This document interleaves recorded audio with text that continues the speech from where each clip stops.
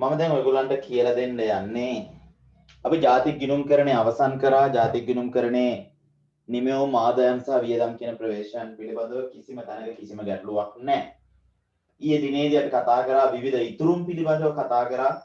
ඉතුරුම් පිළිබඳව කිසිම තැනක කිසිම ගැටලුවක් නැහැ. අපි දේශීය ඉතුරුම් කතා කරා, ජාතික ඉතුරුම් කතා කරා. ඊට පස්සේ විදේශ ඉතුරුම් කියන්නේ මොනවද කියලා කතා කරා.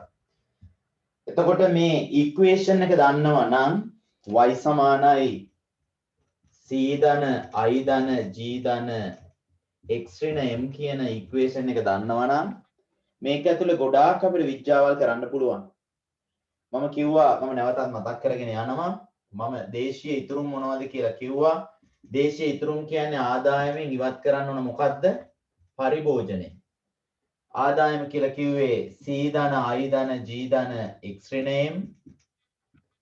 එකෙන් පරිභෝජනය කරා කවුද? පෞද්ගලික අංශය සහ රාජ්‍ය අංශය. ඍණ c ඍණ g c ට c කපලා යනවා g ට g කපලා යනවා. දේශීය ඉතුරුම් කියලා අපිට ආවේ මොකද්ද? i ධන x ඍණ m. හරි. මේ අපි දන්න දේ. හරි. මේ අපි දන්න දේ. එහෙමනම් ඊළඟට දේශීය ඉතුරුම් ජාතික ඉතුරුම් බවට පත් කරනකොට රටේ සමස්ත ජාතික නිෂ්පාදිතය කියන එක අපි ගණනය කරා. කොහොමද ගණනය කරේ? y සමානයි c ධන i ධන g ධන x ඍණ m දාල දේශ නිෂ්පාදිතය. මේක ජාතික කරාද විදේශ ශුද්ධ ප්‍රාථමික ආදායම එකතු කරා. මේක වැය කළ හැකි කරනකොට විදේශ ශුද්ධ ද්විතීයික ආදායම එකතු කළා. එහෙමනම් මේකෙන් අපි ඉතුරුම් හොයනවා නම් ජාතික ඉතුරුම් හොයනවා නම් මේකෙන් ඉවත් කරන්න සමස්තයෙන් මොකද්ද? සමස්ත පරිභෝජනය.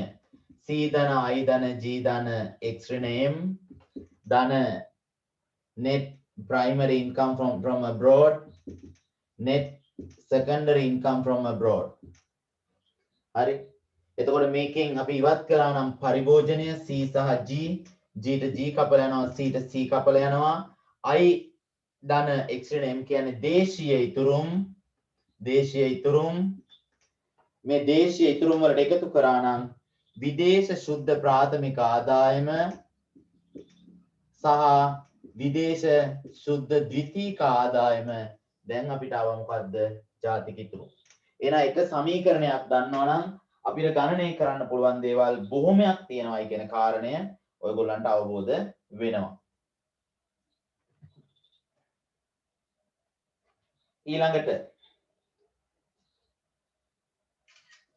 ඊළඟට අපි දැනගන්න ඕන මේ සමීකරණයම පාවිච්චි කරලා කොහොමද අපේ රටක සම්පත් සහ සම්පත් උපයෝජනය නිරූපණය කරන්න කියලා. රටක සම්පත් සහ සම්පත් උපයෝජනය. ඒත් පාවිච්චි කරන්නේ මේ ඉක්වේෂන් එකම තමයි. මොකක්ද ඉක්වේෂන් එක? y සමානයි c ධන i ධන g ධන x ඍණ m. y සමානයි c ධන i ධන g ධන x ඍණ m. හරි. මේ සමීකරණය දැන් අපි හොයන්න යන්නේ රටක සම්පත් සහ සම්පත් උපයෝජනය. රටක සම්පත් මොනවද? ඒ සම්පත් ටික සමාන වෙන්න ඕන භාවිතා කරපු දේවල් වලට උපයෝජනයේට. එහෙනම් මේ බලන්න පොඩි ෂෝට්කට් එකක් පාවිච්චි කරනවා. y ධනයෙන් මෙහෙට ඍණයෙන් මෙහෙට ගේන්න ධනයෙන් බවට පත් වෙනවා. c ධන i ධන g ධන x.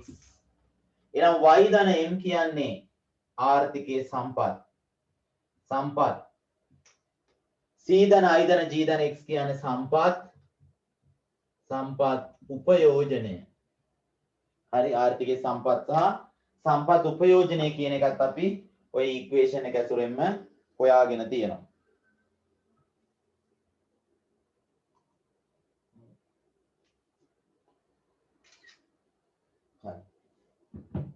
y කියන්නේ ආර්ථිකයේ සම්පත්, y ධන m, c ධන i ධන g ධන x. එහෙනම් ආර්ථිකයේ සම්පත් උපයෝජනයට හැම විටම සමානයි. ඒක හොයාගත්තෙත් කොහොමද? y සමානයි c ධන i ධන g ධන x ඍණ m කියන සමීකරණය. ඒතකොට මේ සමීකරණය දන්නවනම් අපිට ගොඩාක් දේවල් කරන්න පුළුවන්. එහෙනම් විතන් වෙමින් ඉන්නේ, ගමන් කරමින් ඉන්නේ යම් තාක් දුරකට ඔයගොල්ලන් අමතකද දන්නේ නැහැ. මෙන්න මේ සාර්ව ආර්ථික සමතුලිතය කියන කොටස මම මතක් කරලා දෙන්නයි මේ යන්නේ. මොකද ඉක්වේෂන් ගොඩක් එක්ක වැඩ කරන පාඩමක්. ජාතික ගිණුම්කරණය අවසන් වූ සැනින් අපි මේක දැනගෙන ඉන්න ඕන. මේ ආශ්‍රයෙන් බහුවන ප්‍රශ්නපත්‍රයේ ප්‍රශ්න රාශියක් නිර්මාණය වෙනවා. ආන්තික පරිභෝජන නැමියාව, ආන්තික ඉතුරුම් නැමියාව සම්බන්ධ කරගෙන, ගුණක ක්‍රියාවලිය සම්බන්ධ කරගෙන මම මෙන්න මේ පාඩම තමයි දැන් ඔයගොල්ලන්ට කියලා දෙන්න උත්සාහ කරන්නේ. හරි. මේ සාර්ව ආර්ථික සමතුලිතයට එනකොට ඔයගොල්ලෝ මොනවද දන්නේ?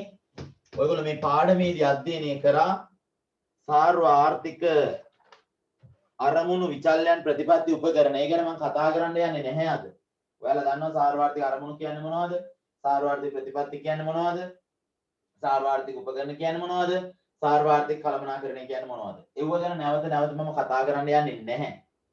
හැබැයි ඔයගොල්ලෝ දැනගෙන ඉන්න ඕන සාර්ව ආර්ථික කාරක කවුද කියලා.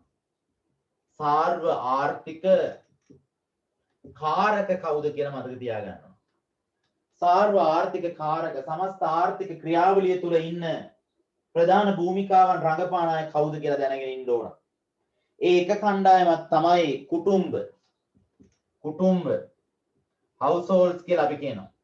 දෙවෙනි කණ්ඩායම තමයි ව්‍යාපාරාංශය. අපි firms කියලා කියනවා. තුන්වෙනි අංශය තමයි රාජ්‍ය අංශය government. හතරවෙනි අංශය තමයි විදේශ අංශය. එහෙනම් කුටුම්බ ව්‍යාපාර රාජ්‍ය සහ විදේශ අංශය කියන එක තමයි රටක සාර්වාර්ථික කාරක විදියට ඉන්නේ. ඇයි මම මේක මතක් කරේ? මේ සාර්වාර්ථික සමතුලිතය ගැන කතා කරද්දී මේ ආර්ථික කාරක පිළිබඳව දැන ගැනීම ඉතාමත් අත්‍යවශ්‍යයි. මොනවද මේ කාරකයන් කරන්නේ? හරි. මම ඔයාලට දැන් පැහැදිලි කරනවා. කුටුම්බ සහ ව්‍යාපාරාංශයේ විතරනම් ඉන්නේ. අන්න ඒකට අපි කියනවා මොකද්ද? සරල ආර්ථිකයක් කියලා. සරල ආර්ථිකයක් කියලා. කුටුම්බ සහ ව්‍යාපාරාංශයේ විතරයි ඉන්නේ. මේ කුටුම්බ ව්‍යාපාර සහ රජය කියන අංශ තුනම අපි එකට එකතු කරලා ගත්තොත් කුටුම්බ ව්‍යාපාර සහ රජය කියන අංශ තුනම අපි එකට එකතු කරලා ගත්තොත් මේකට අපි කියනවා මොකද්ද? සංවෘත ආර්ථිකයක් කියලා. සංවෘත ආර්ථිකය. ක්ලෝස්ඩ් ඉකොනොමි එකක්. හරි. ඊට පස්සේ මේ අංශ හතරම අපි එකට එකතු කරලා ගත්තොත් කුටුම්බ ව්‍යාපාර රජය සහ විදේශ අංශය කියන අංශ හතරම එකට එකතු කරලා ගත්තොත් ඒකට අපි කියනවා මොකද්ද? ඕපන් ඉකොනොමි එකක්, විවෘත ආර්ථිකය කියලා. එහෙනම් අපිට ප්‍රධාන ව්‍යුහයන්, ප්‍රධාන ස්වරූපයන්, ප්‍රධාන ආකෘති තුනක් පිළිබඳව සාර්වාර්ථික විද්‍යාවේදී කතා කරන්න වෙනවා. එක ආකෘතියක් තමයි සරල ආර්ථිකය, දෙවෙනි ආකෘතිය තමයි සංවෘත ආර්ථිකය, තුන්වෙනි ආකෘතිය තමයි විවෘත ආර්ථිකය. මේ පිළිබඳව හොඳ අවබෝධයක් ඔයාලට මේ සාර්වාර්ථිකයේදී තියෙන්න ඕන.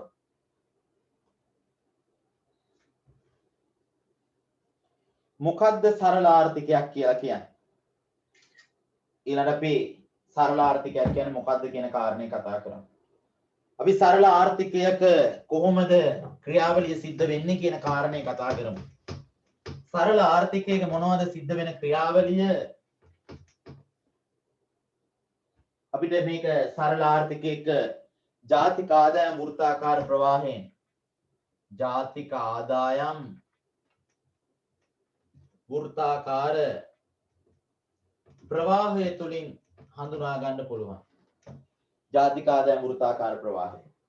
මම ඉස්සෙල්ලාම ඔයගොල්ලන්ට කියලා දෙන්නම් සරල ආර්ථිකයක ජාතික ආදායම් වෘත්තාකාර ප්‍රවාහය. දැන් මම ඔයගොල්ලන්ට කිව්ව සරල ආර්ථිකයක ඉන්නේ කවුද? අංශ දෙකයි. එකක් කවුද? කුටුම්බ. කුටුම්බ ඉන්නවා. දෙවෙනි අංශය ව්‍යාපාරාංශය. කුටුම්බ සහ ව්‍යාපාරාංශය. එතකොට ජාතික ආදායම් වෘත්තාකාර ප්‍රවාහයක් කියලා කියන්නේ මේගොල්ලෝ අතර සිදුවෙන ගනුදෙනුවේ ස්වරූපය මොකක්ද කියලා බලන්නයි මේ යන්නේ. කොහොමද ආදායම් හුවමාරුව සිද්ධ වෙන්නේ? කුටුම්බ මොකද කරන්නේ? තමුන්ගේ නිෂ්පාදන සාධක ව්‍යාපාරික අංශයට සපයනවා. ඔයාලා දන්නවා කුටුම්බයක් කියන එකේ ලක්ෂණම පොදු අයවැයක් තුළ පරිභෝජනය කරන සාධක හිමිකාරීත්වයේ තියෙන අංශය තමයි කුටුම්බ කියන්නේ. කුටුම්බ කියලා කියන්නේ. කුටුම්බ මොකද කරන්නේ? තමුන්ගේ නිෂ්පාදන සාධක ටික ව්‍යාපාරික අංශයට ලබා දෙනවා. මොනවද නිෂ්පාදන සාධක? භූමිය, ශ්‍රමය, ප්‍රාග්ධනය, ව්‍යවසායකත්වය. හරි භූමිය ශ්‍රමය ප්‍රාග්ධනය සපයනවා. ඒ වෙනුවෙන් මෙයාලට ලැබෙනවා මොනවද? භූමියට ලැබෙනවා බදු කුලී, ශ්‍රමයට ලැබෙනවා වැටුප්, ප්‍රාග්ධනයට ලැබෙනවා පොලි. හරි. එහෙනම් සාධක සැපයුවා, ඒ වෙනුවෙන් සාධක ආදායම් ලැබුණා. සාධක ආදායම් ලැබුණා. හිතන්න ලැබුණේ මෙයාලා රුපියල් 1000ක් වටින සාධක සැපයුවා, ඒ වෙනුවෙන් රුපියල් 1000ක් මේගොල්ලන්ට ලැබුණා කියලා. දැන් මේගොල්ලෝ මේ රුපියල් 1000 තියාගෙන නිකන් ඉන්නේ නැහැ. මේගොල්ලෝ මොකද කරන්නේ? මේක පරිභෝජනයේ සඳහා වැය කරනවා. එහෙනම් මේගොල්ලෝ පරිභෝජන වියදම් කරනවා භාණ්ඩ හා සේවා මිලදී ගන්න. පරිභෝජන වියදම්. අපි හිතුවත් රුපියල් 1000ම පරිභෝජනය කරනවා කියලා. මෙයාලට අදාළ පරිභෝජන භාණ්ඩ එවනවා. භාණ්ඩ හා සේවා ව්‍යාපාරික අංශයෙන් එනවා රුපියල් 1000ක. රුපියල් 1000ක එනවා. මෙන්න මේක තමයි ජාතික ආදායම් වෘත්තාකාර ප්‍රවාහය. ඊතල හරියට දාන්න ඕන. දැන් මේවා සිද්ධ වෙන්නේ කොහොමද? මේවා සිද්ධ වෙන්නේ කොහොමද කියන කාරණේදී මේ භූමිය ශ්‍රමයේ ප්‍රාග්ධනයේ හුවමාරුනේ මොන වෙළඳපළ හරහාද? ඇත්තටම සාධක හුවමාරු වෙන්නේ සාධක වෙළඳපළ හරහා. මේ භාණ්ඩ හා සේවා හුවමාරුනේ මොන වෙළඳපළ හරහාද? භාණ්ඩ වෙළඳපළ හරහා. අපි උපකල්පනය කරොත් රුපියල් 1000ම පරිභෝජනය කරේ නැහැ කියලා තත්ත්වය මොන වගේ වෙයිද?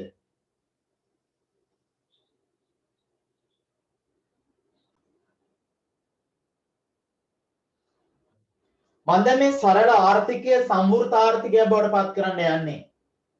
සම්වෘත ආර්ථිකයක් වෙද්දී කුටුම්බ ව්‍යාපාරික අංශයට අමතරව තව කවුද ඉන්නවා කිව්වේ? තව කවුද ඉන්නවා කිව්වේ? රාජ්‍ය අංශය. රජය එනවා. රජය. 3 sector model එක. 3 sector model කියලා කියන්නේ රාජ්‍ය අංශ එකතු වෙන model එක. කුටුම්බ ව්‍යාපාර රජයේ ඉන්නවා නම් ඒක අපි කියනවා සම්වෘත ආර්ථිකයක් කියලා. නැත්නම් ආවෘත ආර්ථිකයක් කියලා. සරල ආර්ථිකය සම්වෘත කරන්න නම් රාජ්‍ය අංශ එකතු කරන්න ඕන.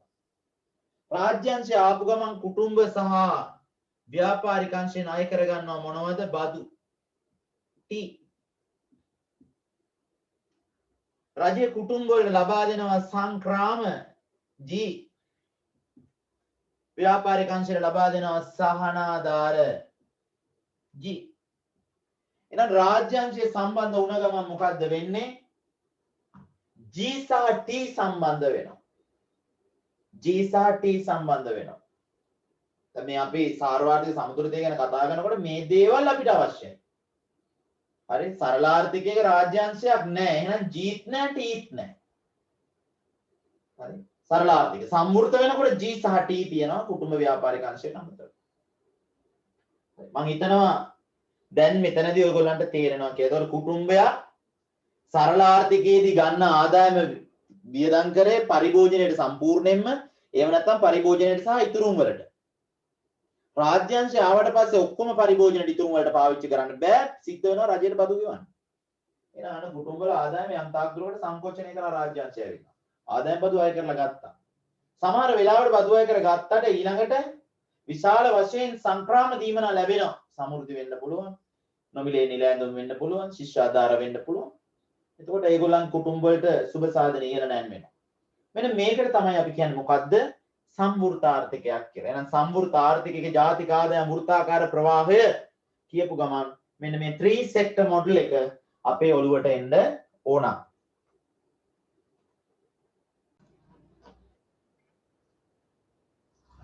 දැන් බලමු මේ සම්වෘත ආර්ථිකය විවෘත ආර්ථිකයක් බවට පත් වෙද්දී මොකද වෙන්නේ කියලා.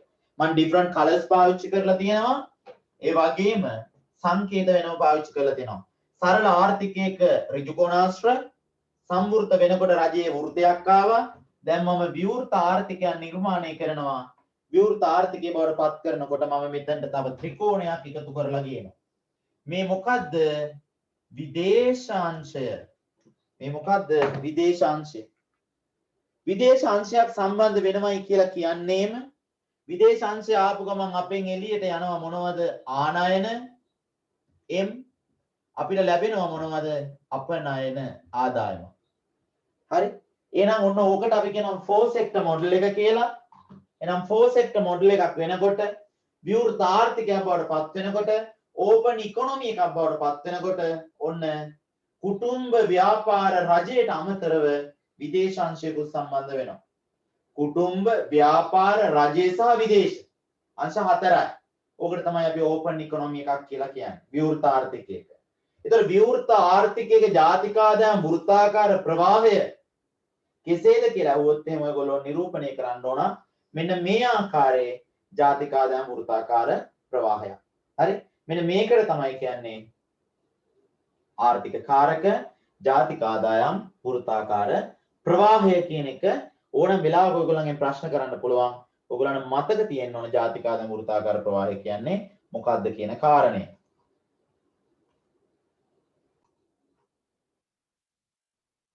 හරි. ඊළඟ මම ඔයගොල්ලන්ට කියලා දෙන්න යන්නේ මේ ආර්ථික ස්ට්‍රක්චර්ස් තුනේ මේ මොඩල්ස් තුනේ සාර්වාර්ථික සමතුලිතය තීරණය වෙන්නේ කොහොමද කියන කාරණය. අපි බලමු කොහොමද තීරණය වෙන්නේ කියලා. සරල ආර්ථිකයක් කියපු ගමන් දැන් ඔයගොල්ලෝ දන්නවා මම සරල ආර්ථිකය කියන්නේ මොකක්ද කියන එක හොඳටම පැහැදිලි කරපු නිසා. ඕනම ආර්ථිකයක් සමතුලිත වෙන්න නම් ඒ ආර්ථිකයේ ආදායම වියදමට සමාන වෙන්න ඕන. හරි ආදායම වියදමට සමාන වෙන්න ඕන. හරි. දැන් අපි හිතුවොත් එහෙම ආදායම y. ආදායම කියන්නේ y. අපි ආදායම හොයාගන්න දන්නේ නැහැ. සමහර වෙලාවට අපි විශ්වවිද්‍යාල පර්යේෂණ කරනකොට අපි ගිහිල්ලා මිනිස්සුන්ගෙන් අහුවොත් ඔයාලගේ සතිය ආදායම කීයද කියලා කෙලින්ම කියන්නේ 2500යි කියලා. ඇයි? සමෘද්ධි මුද්දේ කැපෙනවා මාසෙට 2500 වඩා ආදායමක් තියෙනවා කිව්වෝ. ඒක හරි අවුලක්. එහෙනම් ආදායම හොයන්න අපි දන්නේ නැහැ. ආදායම අපිට හොයා ගන්න වෙනවා. කෙනෙක්ගේ වයස අපි දන්නේ නැහැ. කාන්තාවන්ගේ වයස අහන්න එපා කියනවා. වයස යාලා කියන්නේ නැහැ. හැබැයි අපිට වයස හොයාගන්න ක්‍රමයක් තියෙනවා. අපිට අහන්න පුළුවන් විභාගෙ ලියපු අවුරුද්ද. කෙලින්ම 2000 කිව්වොත් දැන් මේ වෙනකොට අවුරුදු 40යි. ඒ විභාගෙ ලියන්නේ අවුරුදු 18 එන්නේ. නේද? 18 එකතු කරන්න තව 20ක්. 38යි. දැන් අවුරුදු 40ක් ඉට්ටු කරලා. එහෙනම් ඔන්න ඔය වගේ අපිට ආදායම කෙනෙක්ව හොයාගන්න පුළුවන්. එහෙනම් ආදායම සමානයි ආදායම් උපයෝජනය. මොනවටද ආදායම පාවිච්චි කරේ කියන කාරණේ. අපි මොනවටද ආදායම පාවිච්චි කරන්නේ? ආදායම පාවිච්චි කරන්නේ පරිභෝජනය කරන්න සහ ඉතුරු කරන්න. ආදායම පාවිච්චි කරන්නේ පරිභෝජනය කරන්න සහ ඉතුරු කරන්න. එහෙනම් ආදායම අපි දන්නේ නැත්නම් පරිභෝජනය කළා නම් රුපියල් 800ක් ඉතුරු කළා කිව්වොත් රුපියල් 200ක් ඔහුගේ ආදායම 10යි. why? Income is equal to income utilization. ආදායම සමානයි ආදායම උපයෝජනය. හරි. මේගොල්ලෝ මොනවද ඉල්ලපු භාණ්ඩ ආර්ථිකයේ? මේගොල්ලෝ ඉල්ලපු භාණ්ඩ මොනවද ආර්ථිකයේ? මෙයාලා ඉල්ලනවා පරිභෝජනයට භාණ්ඩ සහ ආයෝජනයට භාණ්ඩ. පරිභෝජනයට සහ ආයෝජනයට භාණ්ඩ. ඒතකොට මේ ආර්ථිකයේ සමතුලිතයක් ගැන කතා කරද්දී අපි හැමතිස්සෙම කියනවා ආදායම සමාන වෙන්න ඕන වියදමට. නැත්නම් සැපයුම ඉල්ලුමට සමාන වෙන්න ඕන. එමනම් y සමානයි c ධන s e සමානයි c ධන i නම් instead of e වෙනුවට අපිට ආදේශ කරන්න පුළුවන් c ධන i. එම නිසා අපි y සමානයි e වෙනුවට ආදේශ කරනවා c ධන i. එහෙමනම් මෙන්න මේක තමයි සරල ආර්ථිකයක සමතුලිතය. y සමානයි c ධන i. ගත්ත හැටි දැන් තේරෙනවා. කොහොමද ගත්තේ? y ආදායම කියලා කියන්නේ පරිභෝජනයට සහ ඉතුරු වලට වියදම් කරපු එක. මොන භාණ්ඩද ඉල්ලුවේ? පාරිභෝගික භාණ්ඩ සහ ආයෝජන භාණ්ඩ. එහෙමනම් e වෙනුවට අපිට c ධන i දාන්න පුළුවන්. එහෙමනම් y සමානයි e නම් y සමානයි c දනයි. මේක අත්‍යවශ්‍ය තත්ත්වය. දැන් තව චුට්ටක් ඉදිරියට යන්න.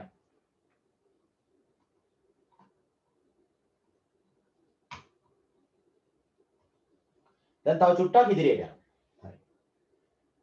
මේ ආර්ථිකය මම ඉස්සරලා සරල ආර්ථිකය ගැන කතා කරා. මම සරල ආර්ථිකයක කිව්වා. මේ ආර්ථිකයක ගිලිහීම් සමාන වෙන්න ඕන විදීම් වලට කියලා. මේ ආර්ථිකයක් මොනවටද ආදායම භාවිතා කරන්නේ? පරිභෝජනයේ සහ ඉතුරුම් වලට. එතකොට පරිභෝජනය කරන්න තියෙන අවස්ථාව නැතුව යනවා. ඉතුරුම් වැඩි වුණොත් අන්න සංකෝචනය වෙනවා. එහෙනම් අපේ ගිලිහීම් සහ විදීම් කියලා සංකල්ප දෙකක් තියෙනවා. W සමානයි J. W කියන්නේ withdrawals, ගිලිහීම්. J කියන්නේ injections, විදීම්. අපෙන් එළියට ගැලවෙන්නේ මොනවද? අපෙන් එළියට ගැලවෙන්නේ ඉතුරුම්. ඒ ඛණ්ඩ තියෙන හැකියාව අඩු වෙනවා ඉතුරු කරන්න ගියා. මේ හින්දා ඒක ගිලිහීම. අපිට විදින්නේ මොනවද? ඉතුරුම් විදිහට යන සම්පත්තික මූල්‍ය වෙළඳපොලෙන් නැවත අපිට ආයෝජනයේ විදිහට විදිනවා. එහෙනම් S සමානයි I කියලා කොන්දේසියක් ඉෂ්ට වෙන්න ඕන. එහෙනම් පළවෙනි එක C ධන I, දෙවෙනි එක S සමානයි I. මම මේක ඔප්පු කරලා පෙන්නන්න යන්නේ. Y සමානයි E, C ධන S සමානයි C ධන I. instead of y වෙනුවට අපිට ආදේශ කරන්න පුළුවන් C ධන S, E වෙනුවට අපිට ආදේශ කරන්න පුළුවන් C ධන I. එහෙනම් මේ සමීකරණය අපිට ගැළපීමක් කළොත් එහෙම C ධන S ධන C මෙහෙට ඉදිරින C වෙනවා I. C ට C කපලා ගියාම S සමානයි I කියන එක මම ඔප්පු කරා. S සමානයි I කියන එක මම ඔප්පු කරා.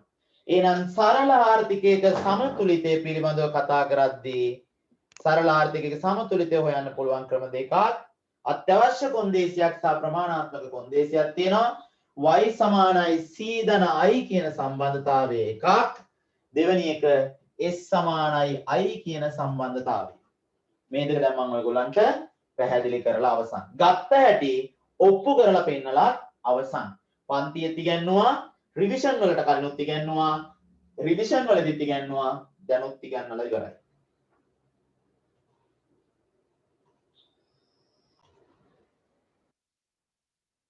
එහෙමනම් මේ සරල ආර්ථිකයක தত্ত্বය අපිට නිරූපණය කරන්න පුළුවන් වෙන්න ඕන. අපි සරලව ගත්තොත් මේ தত্ত্বය අපිට පෙන්වන්න පුළුවන් වෙන්න ඕන. හරි? සරල ආර්ථිකයේ ක්‍රියාකාරීත්වය අපිට පෙන්වන්න පුළුවන් වෙන්න ඕන. ලේඛනයක්, ප්‍රස්තාරයක් හා සමීකරණයක් භාවිතා කරලා. අපි උදාහරණයකට ආවොත් අපි දැන් ගත්තා C පරිභෝජනය. අපි පරිභෝජනයේ ගත්තොත් එහෙම උදාහරණයකට 50.6යි කියලා 50.6යි කියලා අපි ආයෝජනයේ ගත්තොත් එහෙම 50යි කියලා. දැන් අපි පළවෙනියටම ගණනය කරා y සමානයි c ධන i. එහෙනම් සමතුලිත ආදායම හොයමු. 50.6යි y එකතු කිරීම ආයෝජනය 50යි. y 50යි 100 ධන 0.6යි y සමානයි y. y ඍණ 0.6යි y සමානයි 100යි. y වලින් 0.6යි y ගියාම 0.4යි y සමානයි 100යි. 100 බෙදීම 0.4 කියන්නේ y වලගේ 250යි. ගණනය කිරීමේ පහසුව නිසා මම මෙහෙම අගයක් ගත්තා. එහෙනම් y වලගේ කීයද 250යි. හරි. එහෙනම් y 250 අපි දැන් ඔප්පු කරා මොකද්ද? y ඊට සමාන වෙන්න ඕන. y වලගේ 250යි. අපි බලමු සමාන වෙයිද කියලා. e සමානයි මම ඔයාලට කිව්වා මොන භාණ්ඩද ඉල්ලන්නේ? පාරිභෝගික භාණ්ඩ සහ ආයෝජන භාණ්ඩ. එතකොට පරිභෝජනය සමානයි දීලා තියෙනවා 50.6යි y කියලා. y වලගේ ආව 50.6 වැඩි කිරීම 250. 250න් වැඩි කරපුවාම කීයද පරිභෝජනය? 250.6න් වැඩි කරපුවාම 150 ධන 50. 200යි. පරිභෝජනය 200යි. ආයෝජනය අපිට දීලා තියෙනවා කෙලින්ම නියත අගයක් 50යි. i සමානයි 50. එම නිසා e වල අගය 200 ධන 50 කීයද e වල අගයත් 250යි. එහෙනම් y ඊට සමානයි කියලා අපි දැන් ඔප්පු කරලා හමාරයි. y ඊට සමානයි කියලා අපි ඔප්පු කරලා හමාරයි. ඒතර y සමානයි e කියන ප්‍රූෆින් එක තමයි ඔය කරේ. හරි y c ධන i හරහා සමානයි කියලා. හැබැයි තව අපි ගිලිහීම් කාන්දු වීම ප්‍රවේශය ඔස්සේ මේක ඔප්පු කරන්නේ නැහැ. මොකද ගිලිහීම් කාන්දු වීම විදීම් වලට සමාන වෙන ප්‍රවේශයේදී අපි s සමාන වෙන්න ඕන iට බලමු ඒකත් වෙයිද කියලා.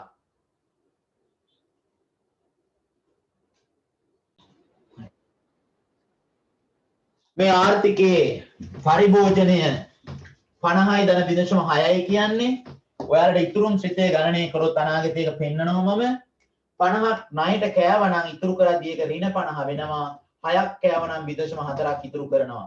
එහෙනම් s සමානයි ඍණ 50 ධන 0.4යි s සමානයි ඍණ 50 ධන 0.4 වැඩි කිරීම 200. එහෙනම් ඍණ 50 ධන 4 වරක් 2 8යි 80යි. එහෙනම් s වල අගය 30යි. sorry ඍණ 50 ධන 100යි නේද? 100යි මෙතන 50යි. s වල අගය 50යි. i වල අගය දීලා තියෙනවා උතන 50යි කියලා. එහෙනම් s සමාන වෙන්න ඕන i ට 50 සමාන වෙනවා 50ට. එහෙනම් w සමානයි j කියන ප්‍රවේශයත් මම ඔප්පු කරලා හමාරයි. w සමානයි j ප්‍රවේශයත් ඔප්පු කරලා හමාරයි.